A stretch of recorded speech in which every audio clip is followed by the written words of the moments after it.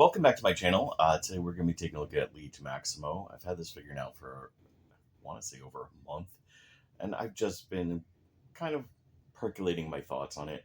Also, trying to deal with a lot of things going on in my own personal life. And, I'm actually really excited for this figure.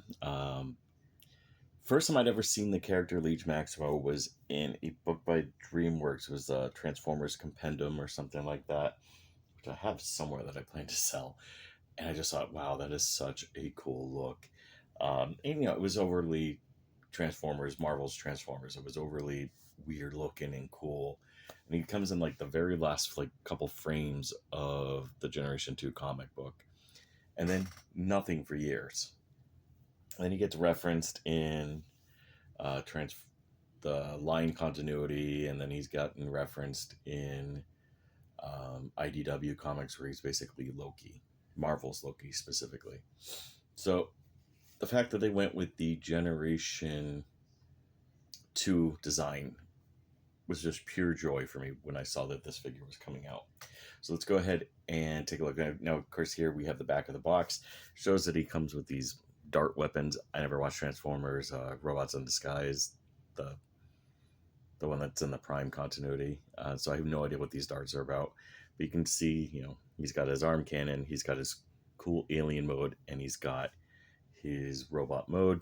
The box is too big for me to get all in frame, but you do get the pictures there showing him, the Fallen, and Star Convoy, which I'm still against. And then we got this beautiful artwork. I'm not going to be able to make a bookmark out of that. It's too big. And then you got the front of the box, and then there's instructions in the box, etc., etc. But we're not here to talk about a box. We're here to talk about toys.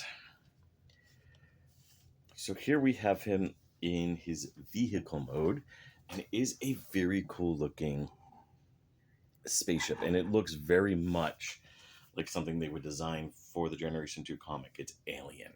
It's weird looking. Also kind of reminds me of the ships from Dark of the Moon that the Decepticons used to attack Chicago.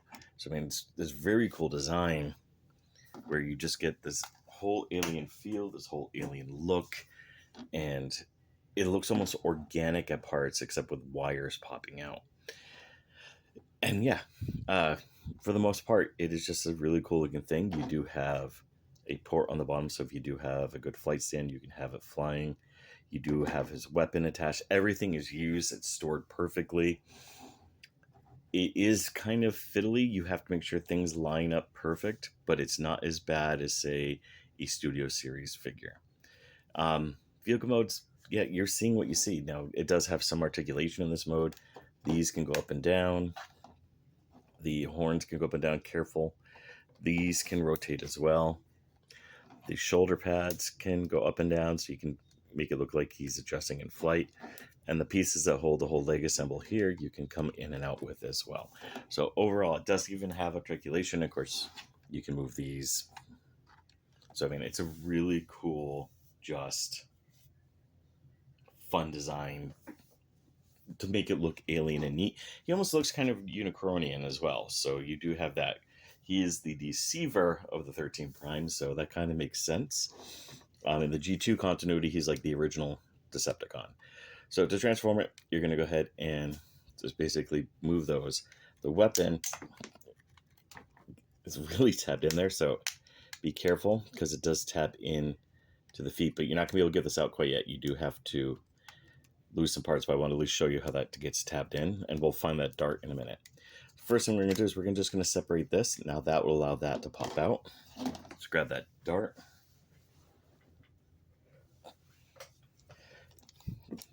My fat stomach hit the camera. The gun then just transforms into that. We'll put that aside. So now we have these. We're going to take these parts here, fold them up. You're going to kind of just have this kind of like fold out to the side because they do get in the way. Right here you can see that the feet and the hands meet, so he is quite agile apparently. It does tab in to this tab that's in here, so do be careful when you try to separate. So these parts here go into a hole that's over here. You're going to come down, you're going to put these legs out. These basically just turn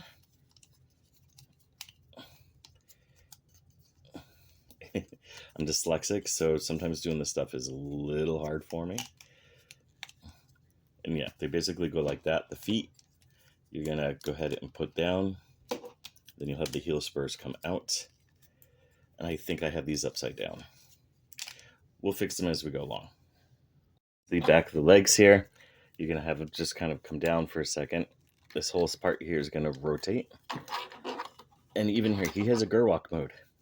So yeah, he's like the proto-seeker almost. Fun fact, in Generation 2, it is implied that he is the ancestor for Megatron. For here, now we haven't connected this yet because we want to be able to swing these parts out. You want to get these out of the way. Now, do be careful. This piece will not stay on. So do think about it. You do have to really press it in there if it pops out. You're just going to swing these out. That's going to allow you to fold this down. And then this whole part here, fold these in so they're out of the way. Make sure you don't have these parts tabbed in yet. You're going to go ahead and tab in, and it is a very tight tab. From there, you're going to go ahead and bring this part back and bring it back again, and you're going to need someone with fingernails to get his head out. Head out, you're going to go ahead and bring this part back, and then his head will actually tab this in place. So you have that. Now you're going to take the horns here, and you're going to move them down. Now do keep in mind, this is soft plastic. So this does run the risk of breakage. Raise the camera up so you can see what I'm talking about. So this is this old-fashioned hard plastic. This is something that is going to be brittle in a couple years. Once you get that out, you can move the arms, manipulate them, bring these to whatever design you want on them. This whole part comes disassembled. When you come in the box, you just snap it in. But before we do anything else, we're going to go ahead and connect the shoulders.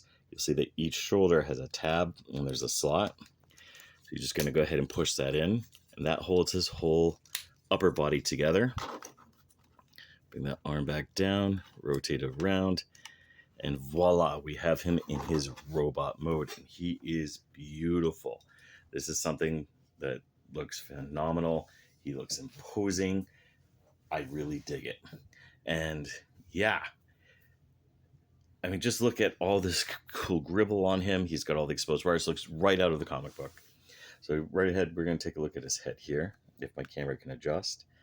And you can see that he has a mouth, and then that red part there is his chin guard.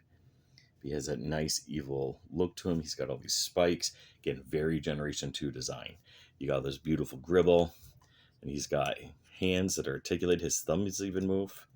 So yeah. It is just a beautiful looking figure. Articulation wise, there is a lot of articulation. Head, of course, is rotatable. You can look up and down, and you can untab it so you can look further. These parts, of course, move. This whole back part here can move and adjust. And then the horns rather, they can move and adjust as well, so you can display it as you wish. He does get waist rotation. He does get upper arm swivel. He does get single elbow. His hands rotate, the thumbs move, the fingers move, and he gets a good elbow bend. Stays straight. You do get the standard skirts. He can kick pretty far forward. He can kick pretty far backwards, but this part gets in the way. You do have great knee bend. You do get upper thigh. You do get ankle tilt. You get foot tilt and heel spur tilt. And as you'll see, like I said, these pop off. They do not stay on well.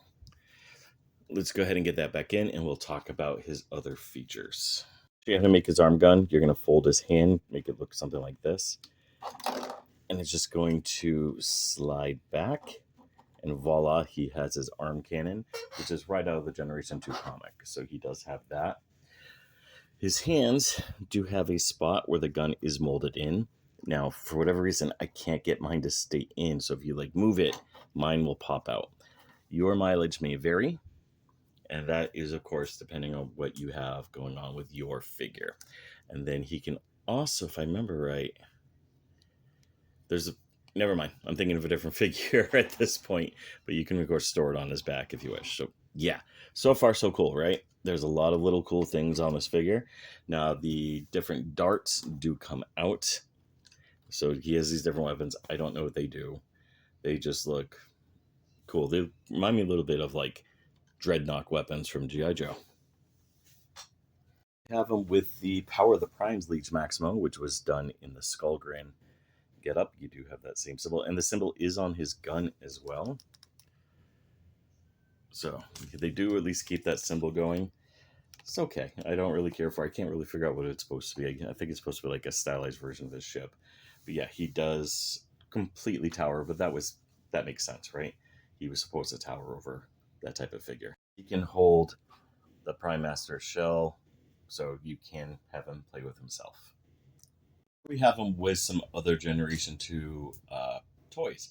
Of course, some of these are actual Generation 2 figures, which are really just repaints of Generation 1. I have my light cycle guy, but here he is with some of the more modern figures. I forget his name. He was basically Jaxus's sidekick in the comic books, but then to reveal the shield, they reveal him to be an Autobot. Can't think of his name. It's like not Mind White, but it's something like that. And then we have that standard G2 Decepticon that came in that pack a couple years ago. So you can just see, like, especially with these, how he has that much more Generation 2 style design. He looks much more organic, much more alien looking at the same time, which is something really cool. Normally, I would try to get down some of the other primes to compare and do a shot with, but they're up high and I don't have a step stool at the moment, so I'm not able to do that. So here's this. So pros and cons with this figure. Pro, awesome looking robot mode. I mean, just look at that guy. He's got a lot of weight to him too. I didn't mention that. He's heavy. It's a Generation 2 figure, so for us older fans, this is something for us to complete, something that, from 30 years ago, but it is something really cool for us. A lot of articulation, great looking robot mode, cool alien alt mode. Cons. It's a Generation 2 character that not a lot of people know about. He's never shown up in any of the modern fictions with this design as of yet. It's really alien looking, so if you don't like weird looking things, you probably won't like it, especially the vehicle mode, which I love. And then the shoulder pauldrons and backpack that do not stay on, especially this shoulder pauldron on mine. So that's the pros, that's the cons. But overall, I fucking love this figure. Sorry for the language, but I love this figure. Yeah, that's about it. So please comment down below. Tell me what you liked, what you didn't like. And hey, what do you want to see next?